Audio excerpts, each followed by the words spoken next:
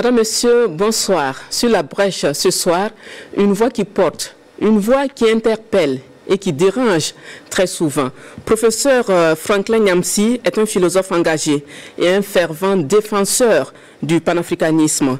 Entre critiques virulentes du néocolonialisme, analyse géopolitique tranchée et appel à l'unité nationale, l'unité africaine, il incarne un combat intellectuel pour la souveraineté de l'Afrique. La force de son message anti-impérialisme, son engagement pour la cause de toutes ces personnes persécutées, pour avoir dit non à l'impérialisme et son soutien indéfectible au pays de l'AES, le Val des inimitiés et pas des moindres. Professeur Franklin Nyamsi est l'invité de ce numéro de votre émission Sur la brèche. C'est donc parti pour un moment de décryptage, un débat chaud sur son parcours et sur ses prises de position sur les sujets qui font l'actualité du continent africain. Bonsoir, professeur. Bonsoir. Bienvenue au Burkina. Je suis très heureux d'être au Burkina. Et merci d'avoir répondu favorablement à notre invitation pour cette émission. C'est avec plaisir. Alors, nous souhaitons vous connaître davantage à travers votre parcours pour commencer. Vous êtes docteur, agrégé de philosophie. Vous avez étudié à Yaoundé au Cameroun, votre pays d'origine. Les études ont ensuite guidé vos pas vers Abidjan en Côte d'Ivoire, puis à Poitiers et Lille 3 en France où vous enseignez actuellement. C'est ça? Exactement. Alors, ce qu'il convient de souligner, professeur, c'est que votre parcours est marqué par non seulement l'enseignement, mais aussi par un militantisme intellectuel actif contre la politique française en Afrique. Quelles sont les motivations profondes qui vous ont poussé à ce militantisme farouche contre cette politique française sur le continent africain? Je suis né à Sakbaémé, dans la province du littoral du Cameroun, qui se trouve être l'un des bastions du nationalisme camerounais. La lutte du peuple camerounais contre la domination coloniale, que ce soit la domination anglaise, germanique et par la suite, française et britannique à nouveau, cette lutte s'est déroulée à partir de deux poumons situés dans les forêts équatoriales et sur la côte, sur le littoral du Cameroun. Je suis né à l'endroit où le plus grand mouvement indépendantiste du Cameroun, l'Union des populations du Cameroun, Rassemblement démocratique africain, a mené bataille contre le colonialisme français, notamment entre 1955 et 1971. Tout cela s'étant soldé par 1 million au moins de Camerounais assassinés par l'armée française et ses supplétifs africains. Donc j'ai grandi dans un milieu où les récits de résistance de mes parents, de mes grands-parents, de mes oncles faisaient partie de mes récits de vie. En grandissant, je choisis d'étudier la philosophie. Cette discipline, qu'on présente comme la mère des sciences, a aussi cet avantage de nous permettre de balayer le plus largement possible dans toutes les formes de la connaissance. C'est ainsi que je m'imprègne de l'histoire et que je comprends qu'en fait, mon pays, le Cameroun, est engagé dans une histoire qui concerne mon continent, l'Afrique, l'histoire de la lutte contre une prédation sans nom. Engagé notamment à partir du XVIe siècle, sous la forme de la traite négrière, continué par la barbarie coloniale des XVIIIe, XIXe, XXe siècles. Et c'est cette même barbarie que nous combattons encore aujourd'hui sous ce que j'ai appelé dans mon dernier livre le terro-impérialisme ou l'impérial terrorisme. Donc je suis né à un endroit où on avait à choisir entre faire partie des résistants et faire partie des collabos. Et très tôt, dès mes 18 ans, j'étais engagé aux côtés des résistants. D'abord comme étudiant syndicaliste du Parlement des étudiants camerounais contre la dictature de M. Paul Biya au Cameroun.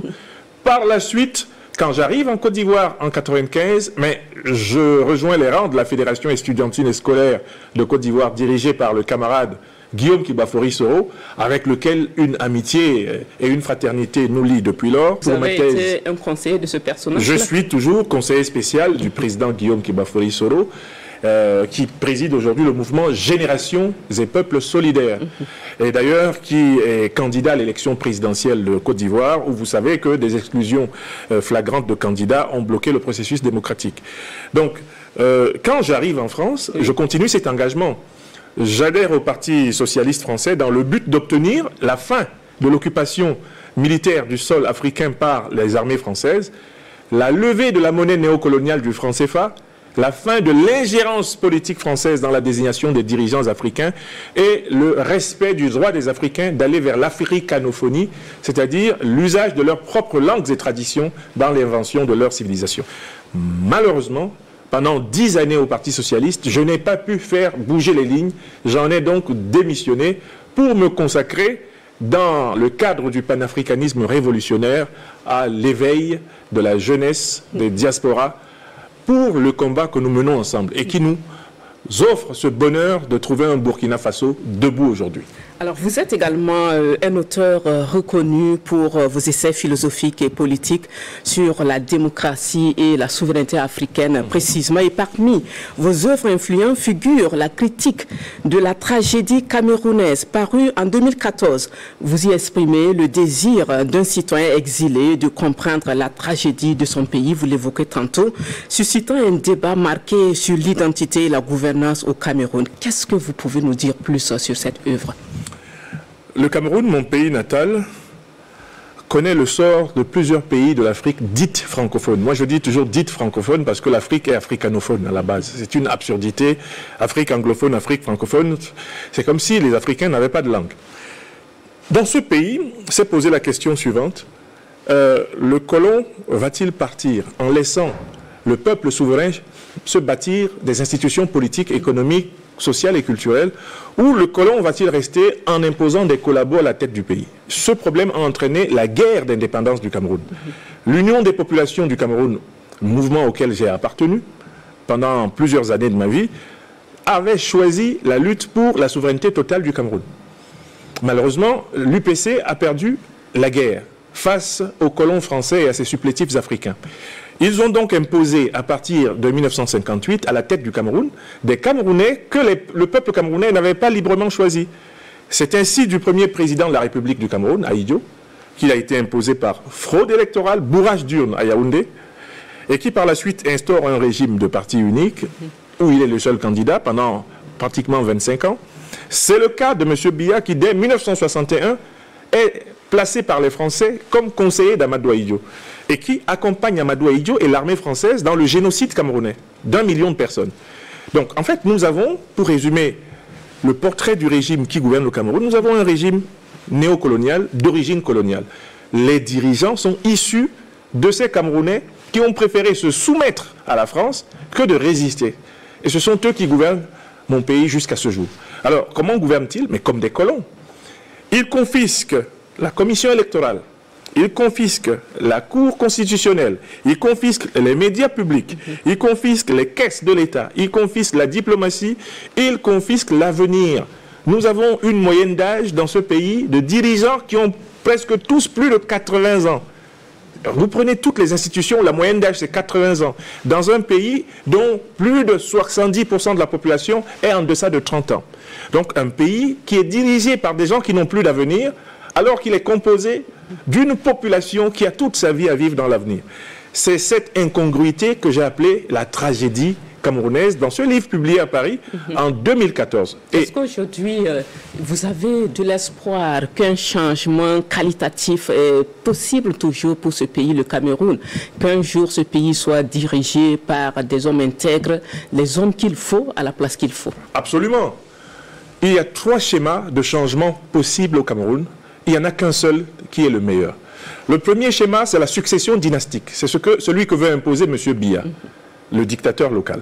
Il veut que son fils, ou quelqu'un en tout cas de son parti, lui succède, afin, étant mort au pouvoir, d'assurer ses arrières et de conserver ses avantages pour son clan.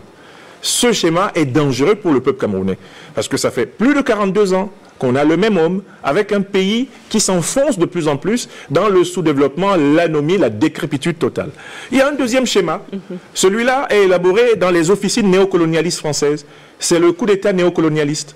Un coup d'État qui consisterait à placer à la tête du pays un militaire à la solde de Paris, à la solde de Washington, à la solde de l'impérialisme occidental. Ce schéma aussi, il nous a montré partout ailleurs dans le continent qu'il ne peut pas marcher. Toutes les révolutions ne sont pas des révolutions populaires, certaines sont de pures révolutions de palais. Il y a un troisième schéma. Oui. Nous avons créé le mouvement des Lions et Lions indomptables, de la libération panafricaine du Cameroun, pour affirmer ce schéma.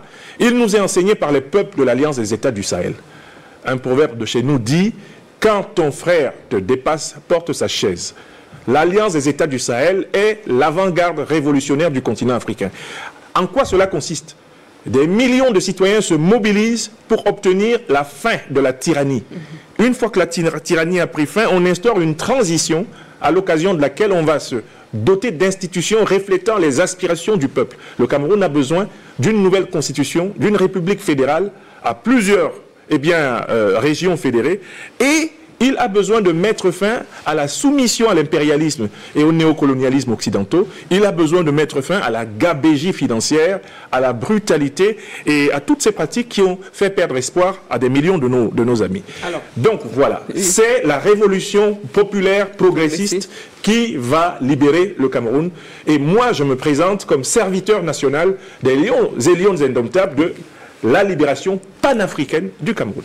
Professeur, vous avez également orienté votre réflexion sur le Burkina Faso, pays des hommes intègres, réflexion qui a abouti en 2017 à la publication d'une œuvre intitulée « Démocratie versus populisme, le Burkina Faso en danger ». C'est une œuvre prémonitoire.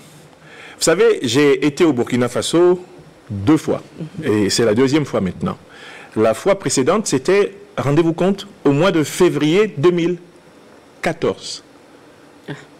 Et quand j'étais venu au Burkina Faso, celui qui était le chef de l'État alors, le président Compaoré, m'avait fait l'honneur d'une audience. En tant qu'écrivain qui analysait l'actualité politique, il voulait savoir ce que je pensais de ce qui se passerait dans ce pays.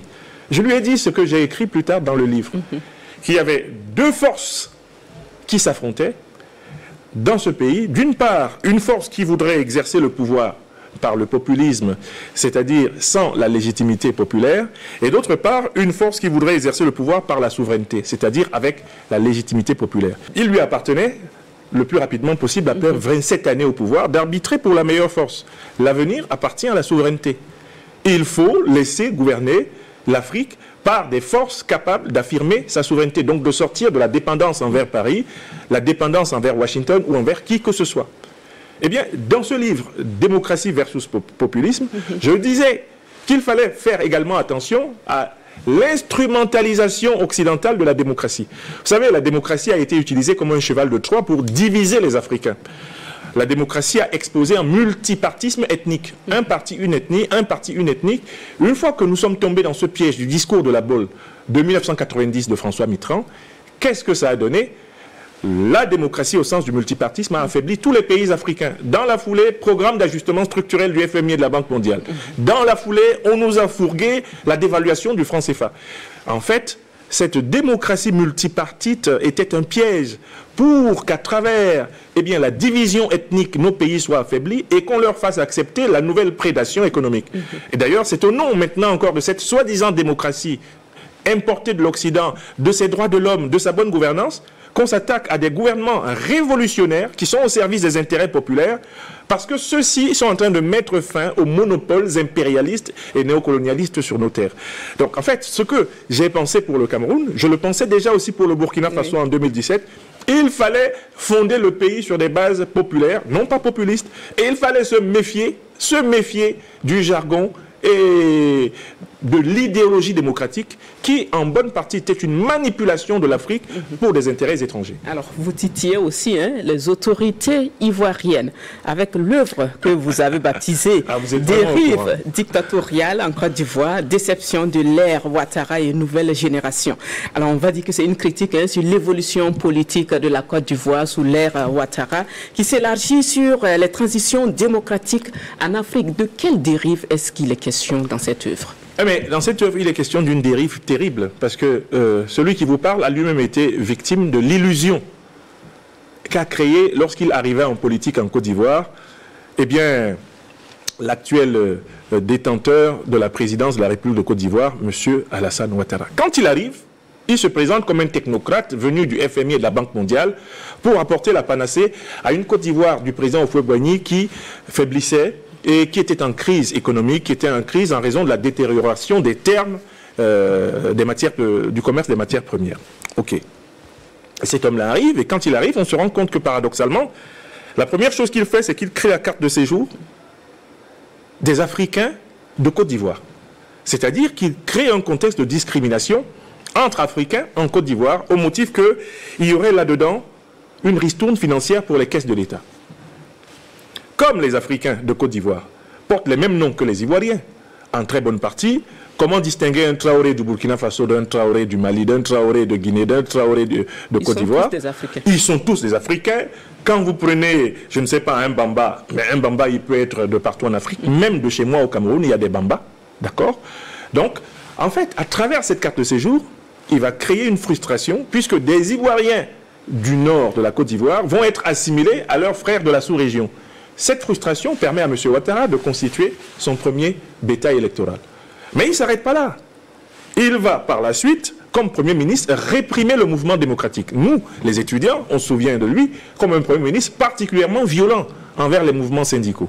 Il ne s'arrête pas là, il divise le parti de l'indépendance, le PDC-RDA, en deux morceaux. En 1994, il crée le RDR. Et tous les coups d'État qui vont avoir lieu en Côte d'Ivoire, à partir de 1999 jusque pratiquement donc en 2020, porte son estampille. Il est l'instigateur du coup d'État du 24 décembre 1999 contre le président Bédié. Il est à la baguette du complot du cheval blanc en septembre 2000 contre le général Robert Guéhi. Il est à la manœuvre du complot du 6-7 janvier 2001 contre le président Laurent Gbagbo. Eh bien, ce qu'on a appelé le complot de la Mercedes noire, 6-7 janvier 2001. Il est l'instigateur du complot de la rébellion du coup d'État de 2002, qui a été mené à l'époque par le président Guillaume Kibafori Soro, secrétaire général de la FESI, croyant qu'Alassane Ouattara incarnerait véritablement l'état de droit, la démocratie, la réconciliation, la fin des discriminations. Et il gouverne par le coup d'État jusqu'aujourd'hui. Parce qu'en 2020, cet homme a violé la Constitution de 2016, qui dit que nul ne peut avoir plus de 2 mandats présidentiels à la tête de la Côte d'Ivoire. Il a violé l'article 55, l'article 183 de cette Constitution. Donc, dans ce livre de 2019, je montre que Alassane Dramane Ouattara est une mystification, une illusion, une tragédie pour le peuple ivoirien. Et pour nous qui, à un moment donné de notre histoire, avons cru qu'il incarnait la défense des exclus, la défense des discriminés. La dérive dictatoriale qui commence là va conduire la Côte d'Ivoire à une révolution nécessaire. Je pense pour la Côte d'Ivoire, comme pour le Cameroun, mon pays natal, que seule la révolution populaire progressiste peut la sauver. Alors, vous savez qu'il y a une tension diplomatique et politique entre les autorités du Burkina, de l'AES et celle de la Côte d'Ivoire qui évolue depuis quelques mois. Quelle est votre lecture sur cette situation précisément? Ce n'est pas simplement, chère madame, une tension diplomatique. C'est une dichotomie idéologique. Alassane Dramane Ouattara est le serviteur du néocolonialisme français et de l'impérialisme occidental en Afrique. C'est le grand défenseur du franc CFA. C'est lui qui était prêt à envoyer 1500 hommes attaquer le Niger au nom de la CEDEAO. Il est derrière tous les coups d'État tentés contre le président Ibrahim Traoré, tentés contre le président Assimi Goïta, et il était prêt à financer et à armer des gens pour aller tuer le président Abdourahmane Tiani. Donc c'est un déstabilisateur professionnel au service du néocolonialisme français et de l'impérialisme occidental. Là, il est discipliné dans le mal. Or, ici, le président Ibrahim Traoré et ses compagnons du MPSR2, je ne parle pas du MPSR1, ont basé la révolution burkinabé sur les fondamentaux que le président Thomas Sankara avait posés. La révolution, c'est de transformer les structures socio-économiques du pays pour que le plus grand nombre ait accès à des conditions de vie correctes. La révolution, c'est de mettre fin aux monopoles étrangers sur les ressources stratégiques du pays pour que la richesse du Burkina Faso profite d'abord au Burkina Faso. Rendez-vous compte, pour la première fois de son existence, après son indépendance, le Burkina Faso a des réserves en tonnes d'or.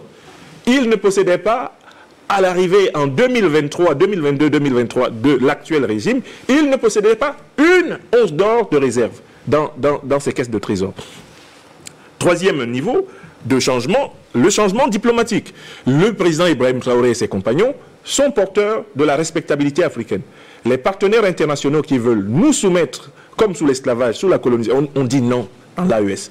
Enfin, il y a un quatrième niveau symbolique très fort, la revalorisation de nos traditions, de nos langues, de nos civilisations, de notre esthétique, de notre manière d'être. Ces 4 manières d'être qui caractérisent la révolution populaire progressiste sont aux antipodes de l'esprit de valet, de vassal néocolonisé dont M. Ouattara dont M. Biya et tous ceux qui sont issus de la cuisse du colonialisme français sont porteurs à travers l'Afrique.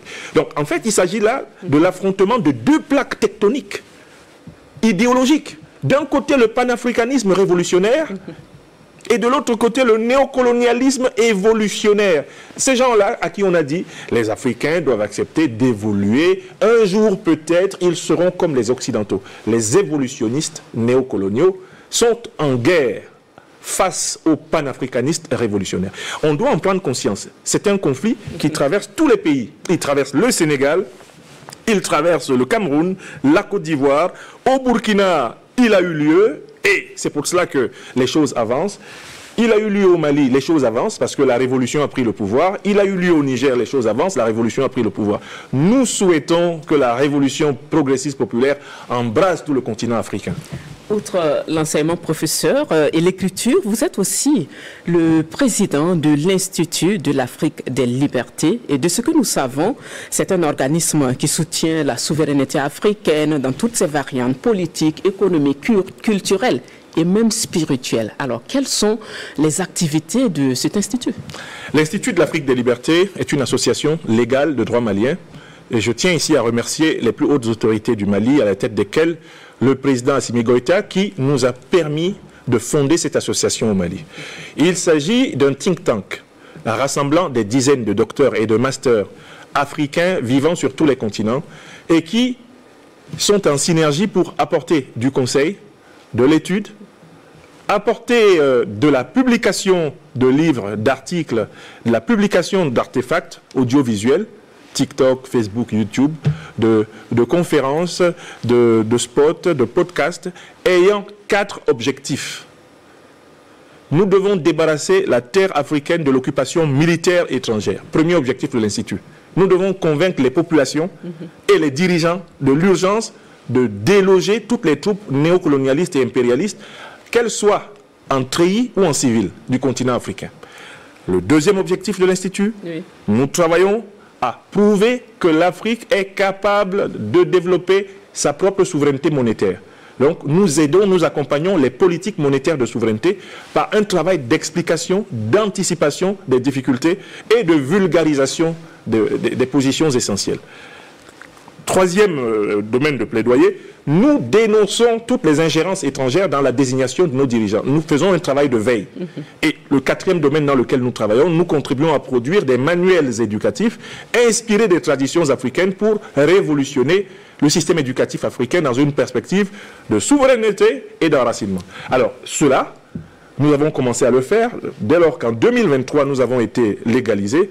L'Institut a son siège à Bamako et l'un des souhaits que je formule, c'est que nous ayons bientôt une antenne de l'Institut ici, eh bien, à Ouagadougou, comme nous en avons une à Niamey, comme nous en avons une au Cameroun, mon pays natal. Chacune de ces antennes étant un regroupement de cerveaux pour participer au cerveau collectif africain. Alors, on dit de vous un panafricaniste très engagé, une figure emblématique de la galaxie panafricaniste contemporaine. Alors, quel contenu donnez-vous justement au panafricanisme dans un monde, dans une géopolitique en pleine mutation? Panafricanisme, c'est un mot en fait qui est composé de 2 mots. Il y a pan qui veut dire l'univers, le monde, et africanisme, c'est-à-dire la valorisation de la civilisation, de l'identité africaine. Donc, il faut se souvenir que le panafricanisme est une idéologie de portée universelle, de portée mondiale. Le panafricanisme n'est pas pensé que pour le continent africain. Beaucoup de gens, quand ils entendent parler de panafricanisme, ont tendance à réduire cette notion à notre continent. Alors qu'il s'agit de défendre la dignité, la prospérité, la liberté des Africaines et des Africains de tous les continents, c'est-à-dire d'Amérique, d'Asie, d'Europe, comme d'Afrique. Parce que la condition de l'homme et de la femme africain a été dégradée depuis plus de 600 ans dans le monde, et le panafricanisme a été élaboré pour rétablir cette dignité anthropologique sur tous les terrains. Alors, ça se traduit concrètement sur le terrain par la défense de la souveraineté, la défense de la liberté de choix de partenaires stratégiques, la défense des intérêts vitaux, la célèbre trilogie que le Mali a si bien énoncée à travers la bouche du président Assimi Goïta. Le panafricanisme est une manière de vivre. Pour toute Africaine et pour tout Africain, on se sente concerné par toute discrimination qui frappe l'un d'entre nous en raison de son africanité. Que nous nous sentions concernés et que nous vibrions à l'unisson, au diapason, pour devenir une puissance avec laquelle le monde compte. L'Afrique est une civilisation de l'hospitalité, c'est une civilisation de la générosité, c'est une civilisation de la solidarité et de la justice. Si le panafricanisme triomphait, le monde serait meilleur, parce que nous, Africains, sommes non seulement la première civilisation de l'homme, mais nous sommes, j'en suis convaincu, la civilisation qui est demeurée la plus humaine. Alors, vous êtes connu pour vos critiques virulentes, j'insiste, virulentes du néocolonialisme. Les récits de votre engagement aux côtés des personnes persécutées sont éloquents. Vous avez été sujet à plusieurs convocations judiciaires et policières sur la terre française pour justement vos prises de position sur le sujet. Est-ce que toutes ces persécutions ont eu un impact sur l'ardeur de votre combat pour la souveraineté, pour la liberté et pour la dignité de l'Afrique?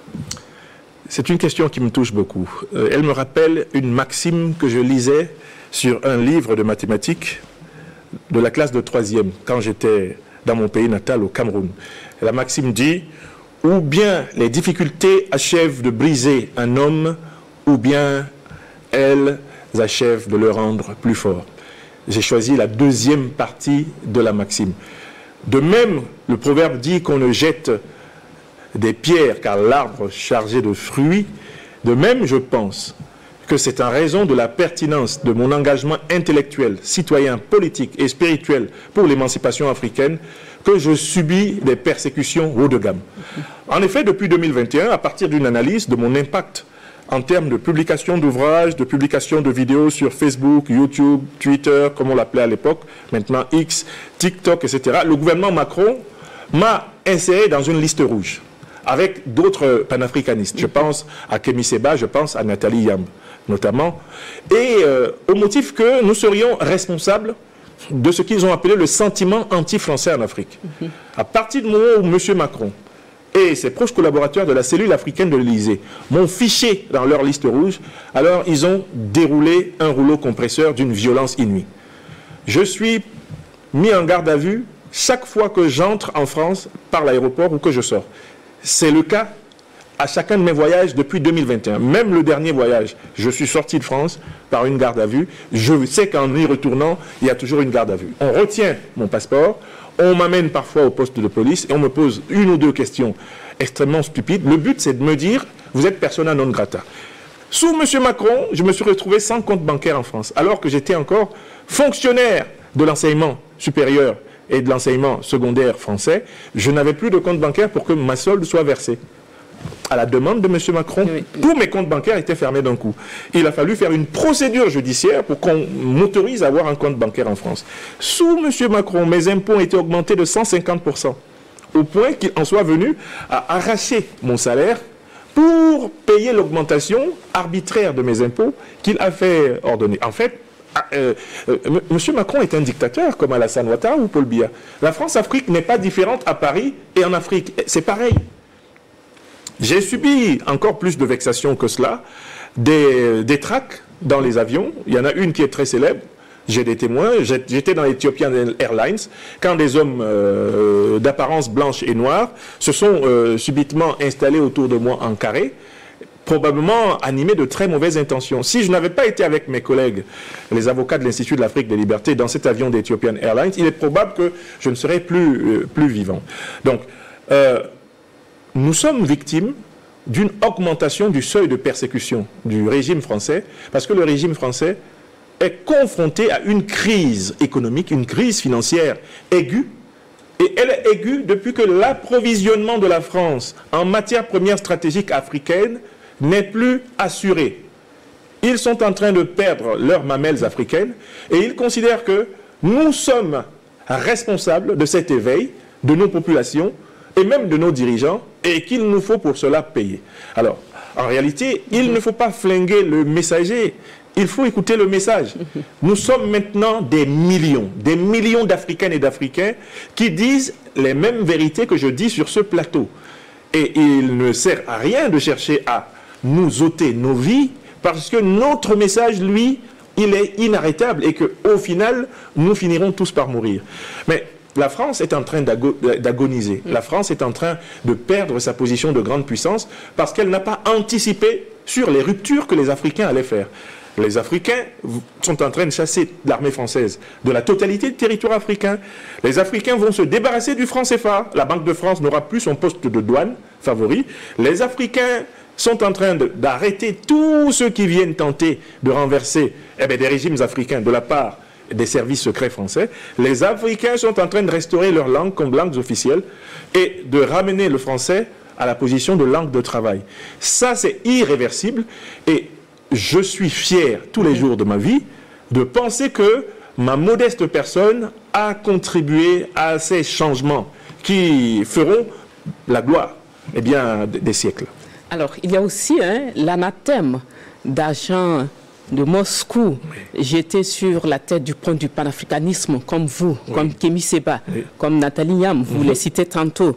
Alors, comment est-ce que vous réagissez à ces accusations d'être des agents à la solde de Moscou?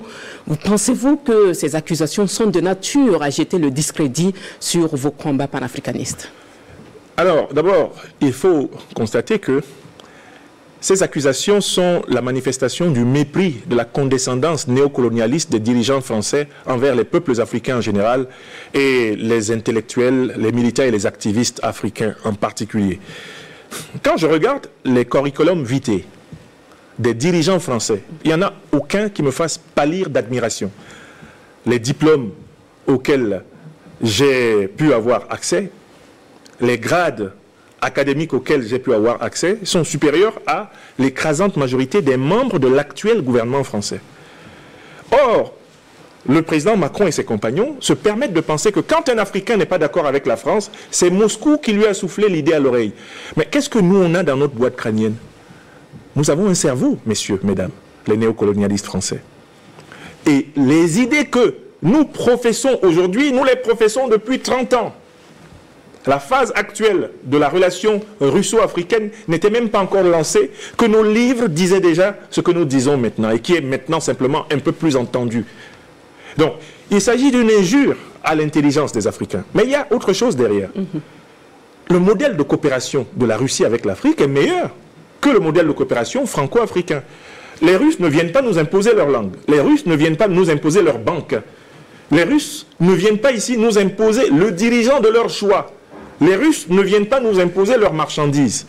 Ils nous proposent une coopération dans le cadre d'un monde multipolaire où les souverainetés et les traditions sont respectées. La Russie est un État-continent vaste comme ça, et qui n'a pas besoin d'exploiter l'Afrique pour exister, qui peut vivre en autarcie. Donc voilà, c'est l'ignorance même de la réalité de la relation russo-africaine, dans laquelle il faut marquer la camaraderie de lutte anticolonialiste du XXe siècle. C'est l'ignorance de cette réalité qui peut amener les dirigeants africains à penser que nous serions à la solde de Moscou. Moi, je n'ai jamais été à la solde d'une puissance quelconque. Jamais de ma vie, cela n'est arrivé. Un intellectuel est quelqu'un qui défend des idées, mais qui les défend en synergie avec ceux qui les ont. C'est tout. Je voudrais m'en profiter pour vous dire que le 1er septembre 2025, j'ai rendu ma démission de mes fonctions de professeur de l'enseignement public français pour pouvoir récupérer la totalité de ma liberté d'expression, ma liberté de conscience, ma liberté d'action. Donc, moi, en tant qu'Africain souverain, je revendique le droit d'avoir des relations culturelles, intellectuelles, des relations économiques, des relations avec n'importe quelle entité de ce monde qui me respecte. Et c'est cette politique qu'appliquent désormais les pays de l'AES. En Côte d'Ivoire, on dit, si tu ne m'arranges pas, il ne faut pas me déranger. Et c'est la position que nous adoptons maintenant dans nos vies. Nous n'avons de compte à rendre à personne de nos amitiés, parce que nos amitiés sont des amitiés qui libèrent, alors qu'on veut nous proposer des amitiés qui aliènent. Alors, selon vous, quelles sont les forces qui manipulent ou qui tentent toujours de manipuler l'Afrique? Les forces qui manipulent l'Afrique sont d'abord les forces mentales des Africains lobotomisés par plusieurs siècles de domination. Le premier problème que nous avons en Afrique, c'est que nous ne sommes pas entièrement libres dans nos propres têtes. Donc nous devons briser nos chaînes mentales. Parce qu'on nous a transmis des réflexes de peur, de soumission, d'hésitation. On nous a transmis des réflexes de laxisme, de négligence, qui sont nos premières chaînes. Voilà pourquoi moi j'agis sur ces premières chaînes. Je considère que l'éducation est le moteur de notre éveil, parce qu'en fait, c'est l'éducation qui libère l'énergie spirituelle de chaque individu et d'une collectivité. Mais on a des grands manipulateurs. Ceux qui s'intéressent à l'or, à l'uranium, au pétrole, au manganèse, au coltan, ceux qui s'intéressent aux diamants, ceux qui s'intéressent aux richesses africaines, ceux-là, de très longue date, manipulent les cerveaux pour pouvoir continuer à se servir. Ce sont donc les négriers, occidentaux et moyen-orientaux, ce sont les puissances coloniales européennes, ce sont les puissances impérialistes occidentales, et ce sont les despotes africains qui sont leurs serviteurs, qui sont les grands manipulateurs. Je souligne une aliénation qui me fait particulièrement mal, dont souffre l'Afrique, c'est l'aliénation religieuse. Toutes les religions sont les bienvenues en Afrique, d'autant plus que toutes les religions sont parties d'Afrique. L'Afrique est la première civilisation humaine. Beaucoup de gens ne savent pas que les 3 grandes religions monothéistes sont issues du tronc de la tradition africaine. Le principal prophète du monothéisme s'appelle Moïse. C'était un prince de la cour de Pharaon. Un prince noir. Il faudrait que les gens se rendent compte que la religion sous la forme du monothéisme actuel est née en Afrique. Or, tout se passe comme si nous, l'Afrique, notre terre n'était pas sacrée. Nous nous tournons sans cesse vers les terres des autres pour invoquer Dieu. Il faudrait que nous nous souvenions que le premier continent sur lequel Dieu a créé l'homme, c'est le nôtre. Et s'il y a un continent qui est plus sacré que les autres, c'est le berceau de l'humanité, c'est l'Afrique. Et donc, oui, voilà les chaînes. Je les résume en chaîne mentale, en chaîne socio-économique, en chaîne politique, chaîne idéologique, chaîne spirituelle. Nous devons les briser. Et le fait même de simplement en avoir conscience est le commencement d'une vie dans la souveraineté. Alors, vous êtes un soutien très actif et indéfectible des pays de l'AES. Est-ce que vous êtes satisfait du chemin parcouru jusqu'ici, le chemin parcouru par la Confédération AES? C'est un chemin remarquable. Ne boudons pas notre plaisir. Honnêtement, je ne m'attendais pas à ce qu'ils soient capables de faire en 2 ou 3 ans ce qu'ils ont fait. Jamais sur notre continent, on a vu une organisation politique transnationale, multinationale, réaliser les pas de l'Alliance des États du Sahel. Commençons par le premier pas. La CEDEAO se prépare, soutenue par la France, soutenue par l'OTAN, à agresser le Niger. C'était une question d'heures. Le Niger allait être transformé en une nouvelle Libye. Ils arrivaient pour bombarder et casser tout, parce qu'il leur fallait absolument contrôler l'uranium nigérien, qui est l'enjeu des persécutions que subit le peuple nigérien, même aujourd'hui encore, et le gouvernement du CNSP. Alors surgissent les présidents Assimi Goïta et Ibrahim Traoré pour dire, si vous attaquez le Niger, le Burkina Faso et le Mali entrent immédiatement en guerre. Je ne croyais pas de mon vivant, madame, j'ai 53 ans, je ne savais pas que j'allais assister à un tel acte de solidarité politique à un niveau aussi élevé. Dans l'histoire de notre continent, au XXe siècle, je n'ai pas vu ça. Vous déclarez la guerre à tel, nous venons pour combattre. Deuxième acte qu'ils vont poser, ils solidarisent leurs armées et créent une armée multinationale, une armée confédérale, dont le commandement, si je ne m'abuse, est à Niamey, au Niger. Troisième acte, on voit leurs diplomates se mettre ensemble. Ils se mettent à parler d'une seule et même voix devant l'ONU, devant l'Union africaine, devant le monde. Quatrième acte, qu'est-ce qu'ils font? Ils se mettent à construire un avenir économique commun. Ils créent une banque d'investissement qui est l'embryon de la future monnaie sahélienne. Cinquième acte, ils se mettent à nationaliser leurs ressources stratégiques. Le Mali nationalise son or, le Burkina nationalise, le Niger récupère son uranium. Ça, on n'a pas vu cela en ce temps record dans des pays africains comme le Cameroun, mon pays natal, où depuis 42 ans, on a une tyrannie sans fin. Et ils sont en phase de créer un parlement commun. Un parlement commun, une cour internationale de justice sahélienne. Toutes ces choses-là, regardez comment les 3 premiers ministres à l'ONU nous ont fait honneur. Moi, je les ai appelés les 3 tontons flingueurs de l'Afrique libre et souveraine.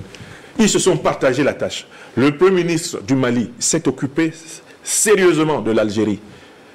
Le Premier ministre burkinabé s'est occupé sérieusement de l'ONU. Le Premier ministre nigérien s'est occupé sérieusement de la France. on voit très bien que ces hommes-là ont à leur tête des chefs d'État qui sont unis. Unis, plus que des frères de sang. Parce que c'est une union qui est plus forte que l'union de sang. Je vous rappelle que dans nos propres familles, on peut avoir des frères de sang avec lesquels on n'est pas unis. Mais ça, c'est l'union sacrée.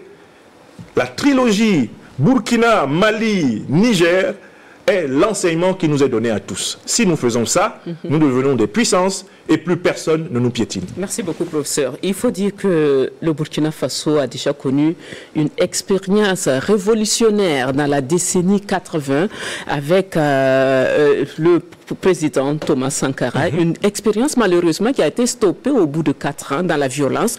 Aujourd'hui, le pays est un RPP, Révolution Progressiste Populaire, avec le capitaine Ibrahim Traoré depuis 3 ans. Quelles sont vos assurances qu'il va vaincre ce signe indien au regard de la foultitude de tentatives de déstabilisation contre le Burkina? Par définition, quand il y a révolution, c'est parce qu'il y a contre-révolution. S'il n'y avait pas contre-révolution, la révolution ne serait pas possible. Parce que, imaginez un vélo qui pédale sans chaîne. Si je prends la métaphore du vélo et de la chaîne, si les pédales ne sont pas articulées à la chaîne qui est articulée aux roues, le vélo ne bouge pas. S'il n'y a pas de chaîne, vous pouvez pédaler sur place. La révolution, elle aussi, ne peut pas pédaler si elle n'est pas contredite, si elle n'est pas confrontée à des épreuves. Donc d'abord, il faut intégrer les épreuves dans le processus révolutionnaire. Il y a des gens qui ont accumulé tellement d'intérêts, tellement de profits, qui ont pris tellement l'habitude de vivre au détriment du peuple burkinabé, qu'il ne va pas être facile de les déloger de toutes les poches de la société qu'ils contrôlent. Et donc, ils vont résister. Donc, c'est la contre-révolution bourgeoise. Il y a des forces continentales et mondiales qui voient d'un mauvais œil la naissance d'un Burkina Faso souverain. Ces forces, d'ailleurs, ont contribué à l'élimination du président Sankara en 1987. Ces forces-là, elles vont combattre le Burkina Faso. Elles vont combattre l'AES. Elles nous combattent. Vous avez souligné tout à l'heure la persécution exceptionnelle dont les panafricanistes sont l'objet. C'est le même schéma. Donc il faut s'attendre à ce que ça ne soit pas facile. Et si c'est facile, c'est très dangereux. Si on s'installe dans la facilité, c'est qu'on est en train de sortir du chemin de la révolution et on n'affronte plus les épreuves. Mais cela étant dit, malgré ces obstacles, qu'est-ce qui est important? Ce qui est important, c'est ce que nous faisons, c'est ce que nous réalisons. C'est comment nous transmettons aux générations nouvelles, aux générations futures, l'énergie nécessaire pour demeurer dans le cycle de dignité et de souveraineté. Donc, pour ma part, les épreuves traversées par l'Alliance des États du Sahel sont la confirmation qu'elle est sur la bonne voie. Elle a les ennemis qu'elle mérite, parce que ce sont des ennemis qui vivaient de la décrépitude des peuples, de l'exploitation des peuples, de l'aliénation des peuples. Ne nous attendons pas à ce que les ennemis nous caressent. Restons fidèles à notre engagement, unis et forts. Comme le dit le Burkina Faso, la patrie ou la mort, nous vaincrons. Alors, quelles sont les leçons à tirer de la RDP pour que l'histoire ne se répète pas? Première leçon, il faut protéger l'élite de la révolution. La première révolution s'est arrêtée parce qu'il y a eu, à un moment donné, des négligences au niveau de la protection de l'élite de la révolution. Et j'ai entendu plusieurs fois le président du Faso, Ibrahim Traoré, rappeler qu'il avait étudié les erreurs de son grand aîné, le président Sankara. Erreur liée à une espèce de confiance naturelle en l'intelligence et en la compassion des gens. Ça, c'est le premier point. Oui. Protéger le personnel révolutionnaire. Le personnel révolutionnaire est tellement important que sa sécurité est une condition essentielle du succès de la révolution. Deuxième erreur à ne pas commettre, à éviter, pour que la révolution réussisse, ne jamais se couper des masses populaires, de l'expression des gens. Trouver des canaux pour permettre aux gens de parler. Il ne faut jamais qu'à un moment donné, le peuple doive se taire et que ce soit seulement les dirigeants qui parlent. Or, c'est une tentation des périodes révolutionnaires. Au regard des périls que la nation court, les dirigeants peuvent être tentés de n'autoriser que certaines voix. Non, ce qui est intéressant, c'est de créer des espaces où toutes les voix s'expriment. Mais des espaces où la contradiction est assurée. Un révolutionnaire est quelqu'un qui n'a pas peur du débat. Parce que la révolution, c'est la contradiction dans le discours, la contradiction logique et la contradiction dans l'histoire, dans les faits. Donc ça, pour moi, c'est absolument important de continuer à assurer à travers nos pays des espaces où les gens parlent. Parce que quand les gens ne parlent pas, eh bien d'autres leur parlent. d'autres les exploitent. Enfin, troisième élément extrêmement important, continuer à investir massivement dans l'éducation. Si on améliore le niveau d'éducation de la population, on est sûr qu'on est en train de créer des créateurs d'entreprises. On est sûr qu'on est en train de créer de bons fonctionnaires, de bons professeurs. On est en train de bâtir de bons pères et de bonnes mères de famille. Donc, il ne faut pas lésiner sur les moyens de l'éducation. Moi, je pense que la révolution progressiste populaire est parfaitement consciente de ces enjeux. Et on voit très bien le Burkina Faso remonter la pente et se placer sur plusieurs classements devant des pays qui se vantent de l'approbation du néocolonialisme français.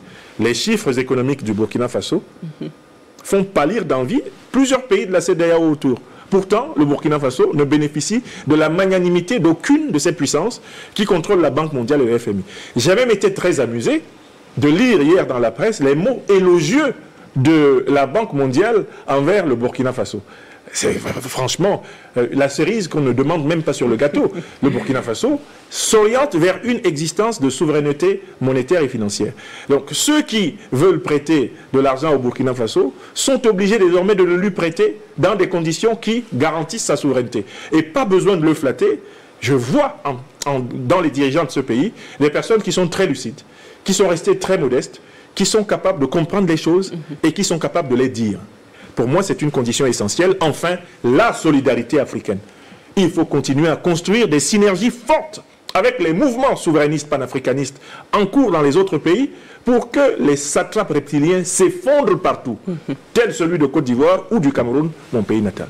Alors, c'est un secret de Polichinelle, hein. Les tentatives d'émancipation des populations africaines ont toujours été matées dans le sang et les leaders révolutionnaires assassinés, je pense à Patrice Lumumba de la RDC, Amiral Cabral qui a lutté farouchement pour l'indépendance de la Guinée et du Cap-Vert, Ruben Oumniobé, merci, de l'Union des populations du Cameroun, Agostino Neto de l'Angola, et Samora Machel de la Mozambique, Marianne Gouabi de la République populaire du Congo et Thomas Sankara du Burkina Faso. Quel pourrait être, selon vous, l'avenir du combat actuel pour l'indépendance et la souveraineté qui sont portés par les leaders de l'AES? C'est que dans plusieurs millions d'Africains se réincarnent les grands Africains que vous venez de citer. Que les Sankara nouveaux naissent par millions. Que les Lumumba nouveaux naissent par millions, les Oumniobé nouveaux, les Amilcar Cabral, les Sékou Touré, les Modibo Keïta, qu'ils naissent par millions, mais ils naîtront par millions si nous passons par le chemin noble de l'éducation à la dignité, à la souveraineté et à la prospérité assumée et partagée par le travail. Donc, moi je pense que le sacrifice de ces grands Africains n'est pas vain. Le simple fait qu'on invoque leur nom sur ce plateau est l'indication d'une filiation vivante. Mais il faut qu'elle se traduise par des monuments, qu'elle se traduise par une architecture, qu'elle se traduise par une archive, qu'elle se traduise par des réalisations correspondant aux aspirations qu'ils portaient. En fait, nous devons aller vers l'unité africaine pour que les Nkrumah dorment enfin tranquilles dans leur tombe. Okay. Alors, j'emprunte à présent à Samuel Laurent le concept de Sahélistan pour parler de notre région et de la bande sahélo-sahélienne. Voilà, devenue depuis quelque temps, après l'Afghanistan, l'épicentre du terrorisme international. Alors, comment vous analysez la situation? Sommes-nous devenus l'objet d'enjeux stratégiques, géopolitiques, géostratégiques qui nous dépassent? En fait, nous avons toujours été l'objet d'enjeux géopolitiques et géostratégiques. Et malheureusement, pendant une certaine période de notre histoire, nous ne l'avons pas assez vu. Parce que nous étions littéralement dans le trou, dans le creux de la vague. Moi, j'ai élaboré un concept, c'est le concept d'impérial terrorisme, pour décrire ce qui se passe. Impérial, qui renvoie à impérialisme, le terrorisme, l'usage de la terreur comme moyen pour parvenir à des fins économiques, à des fins politiques, culturelles ou quelconques. Je discrédite complètement, dans la compréhension de notre situation politique, le concept de djihadisme. L'Afrique n'est pas confrontée à une guerre religieuse. Il faut laisser l'islam tranquille dans cette affaire.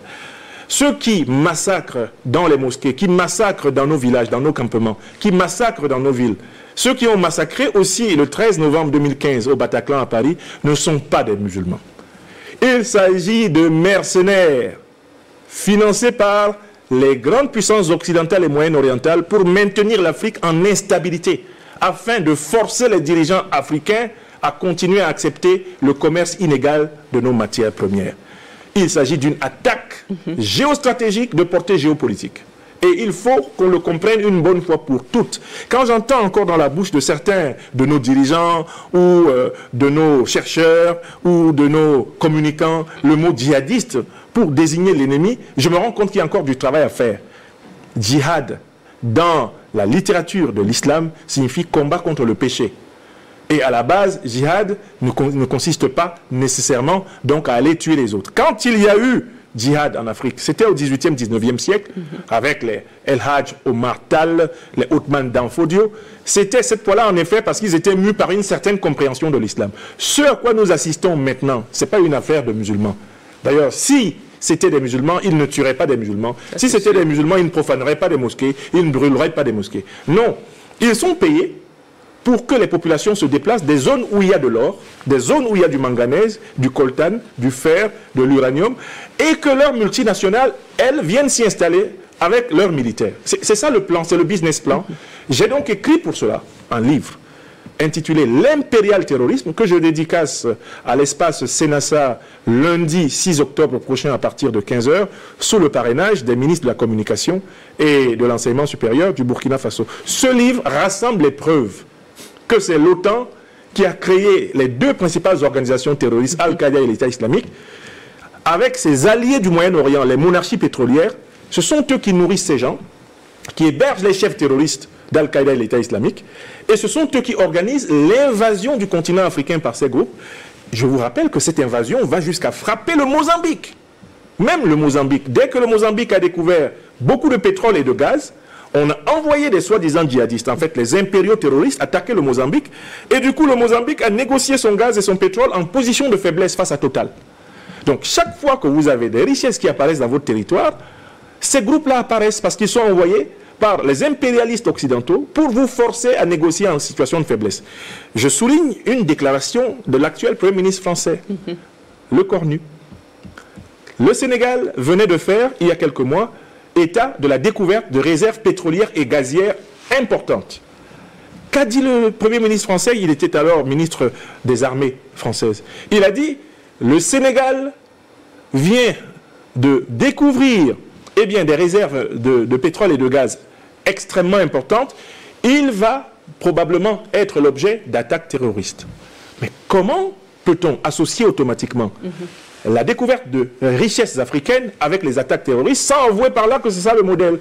Dès que vous avez des ressources stratégiques, on envoie ces groupes-là pour vous déstabiliser, et après on vous dit, on peut vous aider à les combattre, à condition que vous baissiez le prix de votre pétrole, de votre or, de votre uranium. Les Africains maintenant possèdent l'intelligence de ce plan, de ce complot qui a consisté à détruire la Libye, à envahir le Sahel. Ils veulent envahir de la même façon le golfe de Guinée. Ils sont en train d'envahir le bassin du Congo. La guerre du Congo, en fait, c'est une guerre de l'impérialisme. C'est l'OTAN qui est derrière le Rwanda et l'Ouganda pour envahir le Congo et piller les matières premières congolaises. Ils sont au Mozambique dans le même but. Ils veulent, en réalité, couvrir l'Afrique de micro-guerres civiles, leur permettant de continuer de servir leurs industries en ressources stratégiques. Alors, professeur, on va parler à présent de vos détracteurs. Vous le savez, ils sont très nombreux. Ils vous critiquent. J'en suis honoré. D'être très virulent dans votre discours contre la France, d'être souvent excessif, voire même radical, et que votre discours divise l'Afrique plus qu'il n'unit. Quelle est votre réponse? Mais écoutez, si en combattant le néocolonialisme, je suis détesté, j'en suis honoré. Écoutez, la puissance coloniale française a perpétré des crimes de guerre, des crimes contre l'humanité, des crimes de génocide, des crimes de déportation. Elle n'a même pas commencé à réparer un seul de ces crimes. Et c'est vrai de la puissance coloniale allemande, c'est vrai de la puissance coloniale anglaise, c'est vrai de la puissance coloniale italienne. Tous ces gens-là n'ont toujours rien payé. Alors qu'eux, ils se sont fait indemniser par des puissances qui les ont attaqués pendant les 2 dernières guerres mondiales. Jusqu'en 2010, l'Allemagne remboursait la France, réparait les torts qu'elle avait commis lorsqu'elle s'est attaquée à la France lors de la 2e guerre mondiale. Donc moi, je suis simplement du côté de la revendication radicale de justice pour la communauté africaine. Je ne suis pas raciste, je ne déteste pas un homme en raison de la couleur de sa peau. Je ne suis même pas anti-français. Je suis opposé au néocolonialisme français. Je ne suis pas anti un tel peuple, anti une telle nation. Je suis quelqu'un qui critique des politiques. Alors, j'ai l'honneur d'avoir des détracteurs qui sont capables de le comprendre. Ceux qui sont capables de le comprendre sont des gens comme M. Macron et son gouvernement. Ils me persécutent.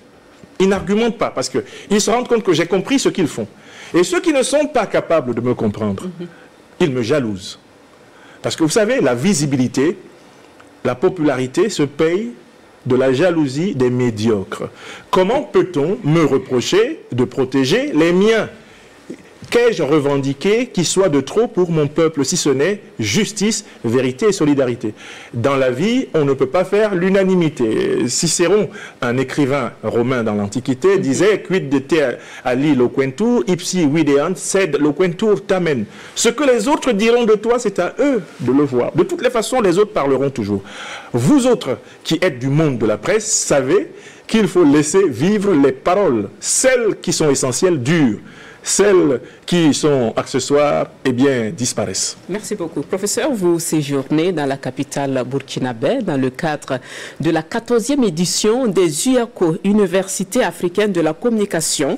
Vous êtes d'ailleurs l'invité spécial de cet événement qui regroupe des stagiaires et des professionnels de la communication. Alors, que représentent selon vous les UACO dans la géopolitique de la communication de l'Afrique contemporaine? C'est une initiative absolument formidable de mettre ensemble des experts en communication, de mettre ensemble des influenceurs, des activistes, des intellectuels de tout domaine, des chercheurs, de mettre ensemble des politiques et des partenaires, que ce soit d'ailleurs des investisseurs du domaine de la communication ou du domaine de l'information, pour réfléchir à ce que doit être la communication dans un pays en révolution, dans un pays en guerre. Il faut qu'on réfléchisse à cela parce qu'en fait, il y a un mythe qui nous a été transmis par notre éducation pro-occidentale. C'est le mythe d'une liberté de conscience, une liberté d'expression, une liberté d'opinion infinie. On nous a donné parfois l'illusion que nous pouvions exercer nos libertés de conscience, nos libertés d'expression et nos libertés d'opinion d'une manière illimitée et que ce serait cela la consécration totale de l'individu. Or, en fait, quand vous êtes dans un pays qui est en guerre contre le terrorisme, vous devez faire attention à ce que vous dites, parce que ce que vous dites peut coûter des vies, non pas seulement à vos soldats, mais à votre propre population. Par conséquent, c'est déjà une limite à votre liberté d'expression, mais c'est une limite légitime, parce qu'il y a des limites illégitimes à la liberté d'expression, et il y a des limites légitimes. Quand vous êtes dans un pays en guerre, et où on veut exploiter la différence ethnique pour provoquer des génocides, on veut exploiter les différences religieuses pour provoquer des génocides, vous devez faire attention à ce que vous dites quand vous parlez des questions ethniques. Parce que ce que vous dites peut provoquer des conflits interethniques et précisément les génocides qui sont voulus par l'ennemi. Quand vous parlez de religion, vous parlez de l'islam, vous parlez du christianisme, ou que vous parlez de la religion traditionnelle africaine, vous devez faire preuve de mesure. Parce que ce que vous dites, ça peut être la bûchette d'allumette qui met le feu au niveau d'esprit beaucoup plus fragile et qui vont prendre ce que vous dites comme des mots d'ordre d'action. Donc en fait, les UACO sont l'occasion, et je salue ici le ministre Gilbert Ouédraogo, les UACO sont l'occasion de croiser les intelligences pour trouver le juste équilibre entre les libertés légitimes et les impératifs de la révolution, les impératifs de la guerre. Les travaux qui se sont déroulés dans ces UACO, ces travaux sont remarquables. Des experts de tout domaine sont venus et ont délivré leurs propositions. Moi, j'ai appelé à distinguer 3 formes de communication. La communication néocolonialiste, impérialiste, qui nous est infligée par les médias de la France-Afrique et qui a pour but de nous maintenir mentalement en état d'infériorité, de mépriser nos tragédies et de légitimer le terrorisme. La communication des despotes, dont l'objectif c'est la conservation du pouvoir et qui a pour but de nous faire croire qu'ils sont le moindre mal. Et la communication des panafricanistes révolutionnaires, celle que pratique éminemment le gouvernement actuel du Burkina Faso, celui du Mali et celui du Niger. Elle, c'est une communication de vérité, de justice, c'est une communication de solidarité et d'action. Sur ces 4 points-là, on est sûr qu'en communiquant, on participe au bien commun et qu'on ne retombe pas dans les travers de la communication néocolonialiste ou de la communication dictatoriale. Et quel est le rôle de l'intellectuel, le rôle que l'intellectuel engagé doit jouer dans un contexte africain marqué par des conflits et par des attaques terroristes? Pour moi, le travail fondamental d'un intellectuel, c'est de créer des concepts, c'est-à-dire des solutions théoriques à des problèmes pratiques qu'il a observés. Créer des concepts, c'est-à-dire des solutions théoriques à des problèmes pratiques qu'il observe. C'est ça le travail de l'intellectuel. Ton peuple vit dans des difficultés pour manger, pour boire, pour se soigner, pour se vêtir, pour se loger. Toi, en tant qu'intellectuel, tu dois produire des idées permettant de trouver des solutions aux problèmes alimentaires, vestimentaires, sanitaires, etc. de ton peuple. C'est cela, être un intellectuel, quelqu'un qui produit des concepts permettant de résoudre les problèmes. Moi, je crée des concepts. J'ai créé le concept de terrojournalisme pour analyser ce que font un Nassim Ouassr, un Serge Daniel Bobo Wundada ou un François Soudan. Et comme ça, mon peuple comprend ce que ces gens-là font et peut mieux résister. Je crée l'impérial terrorisme pour qu'on comprenne la nature de l'agression que nous subissons. Et comme ça, nos peuples et nos dirigeants peuvent affronter l'ennemi et le nommer tel qu'il est. D'autres créent des concepts en mathématiques, d'autres créent des concepts dans le domaine industriel, d'autres créent en aéronautique. Un intellectuel, c'est un créateur de concepts au service du bien commun. Et c'est ce rôle que nous devons jouer, mais en l'encadrant toujours dans une idéologie politique. Parce que l'intellectuel sans idéologie, c'est comme une arme chargée sans propriétaire. N'importe qui peut appuyer sur la gâchette et l'arme va lâcher des balles. Il faut encadrer sa vie intellectuelle dans une idéologie qu'on a choisie. Nous avons choisi d'être des panafricanistes révolutionnaires. Je déteste les intellectuels qui n'assument pas leur paradigme. Il y en a qui prétendent à la neutralité. Elle n'existe pas. La neutralité intellectuelle est l'autre nom de la lâcheté. Alors, nous sommes au bout du temps qui nous est imparti, mais je vais me permettre de vous poser 2 dernières questions avant qu'on ne se quitte. Alors, quel message souhaitez-vous transmettre à l'Afrique et à sa diaspora à cette période de crise multiple? Quel rôle peut jouer justement la diaspora dans le débat politique africain? Aux Africaines et aux Africains, à l'Afrique continentale et mondiale, je voudrais dire, nous sommes l'humanité la plus riche. Pas simplement sur le plan matériel, mais nous sommes aussi l'humanité la plus riche en termes de résilience, de patience, de compassion et d'ouverture à l'autre. Personne ne peut nous apprendre à être humains et nous devons être fiers de pouvoir apporter cela à nos frères en humanité des autres continents, des autres civilisations. Restons et revendiquons et battons-nous pour être la civilisation la plus humaine des civilisations de la Terre. Cela étant dit, soyons durs au mal. Parce qu'autour, ce n'est pas un monde de bisounours. Ils ne seront pas là en train de nous caresser. Donc, dotons-nous de la puissance pour imposer le respect à ceux qui ne connaissent que la crainte. Deuxième élément. Et pour les diasporas, il est absolument important qu'elles participent à cet éveil continental. Et que les diasporas soient les relais de l'influence du panafricanisme révolutionnaire. Chacun doit se sentir investi de la mission de représenter les valeurs civilisationnelles africaines sur tous les continents où il vit. Et je rappelle une fois de plus que l'Afrique étant le continent le plus riche en ressources naturelles, en fait, en Afrique, il y a beaucoup de travail. Et les travailleurs manquent, notamment les travailleurs spécialisés. Et voilà pourquoi il faut favoriser le réinvestissement des diasporas dans la vie de nos cités. Et pour terminer, quels sont, selon vous, les moyens de dépasser les divisions actuelles pour construire un panafricanisme inclusif et efficace? Le premier moyen, c'est l'éducation. Nous devons tout faire pour bien éduquer nos enfants. Et la bonne éducation ne peut se faire sans de bons programmes, sans de bons contenus, ce qui renvoie à la mise en valeur de nos valeurs de civilisation. La deuxième énergie extrêmement importante, c'est le travail. Rien ne nous sera donné. Tout s'arrache. C'est à la sueur de notre front que nous matérialiserons notre souveraineté. Et pour moi, la troisième dimension, qui est très importante dans ma vie, je peux même dire que c'est la dimension fondamentale qui inspire toutes les autres, c'est que nous devons rester des personnes, des communautés, des civilisations d'amour. Nous ne devons jamais perdre la foi que l'être qui nous a rendu possible nous a rendu possible pour que nous découvrions le bonheur de partager ce que nous avons de meilleur avec les autres. Merci beaucoup, professeur Franklin Nyamsi, pour ce temps d'ouverture sur votre parcours et sur votre combat panafricaniste. Merci pour tout cet engagement pour la dignité, la liberté et la souveraineté de l'Afrique. Merci, merci infiniment, chère madame. J'ai été frappé par la qualité de la préparation que vous avez réservée à cette émission. Merci et beaucoup. je veux vous dire que je suis un fan de vos émissions. Merci beaucoup, professeur. Merci beaucoup. Je suis très honoré d'entendre tout ça. Je salue le Burkina Faso, Poussa Barka. On va dire la patrie ou la mort. Nous vaincrons. Nous vaincrons. Nous vaincrons. Voilà, madame, monsieur, vous l'aurez constaté à travers son regard engagé, nous avons eu l'opportunité d'explorer les défis panafricanistes modernes qui se conjuguent avec quête de souveraineté, quête pour la sécurité, quête pour la dignité de l'Afrique. C'est donc un appel à la mobilisation collective et à la responsabilité partagée des peuples d'Afrique, de son élite et de sa diaspora. À très bientôt sur les antennes de la RTB et bonsoir chez vous.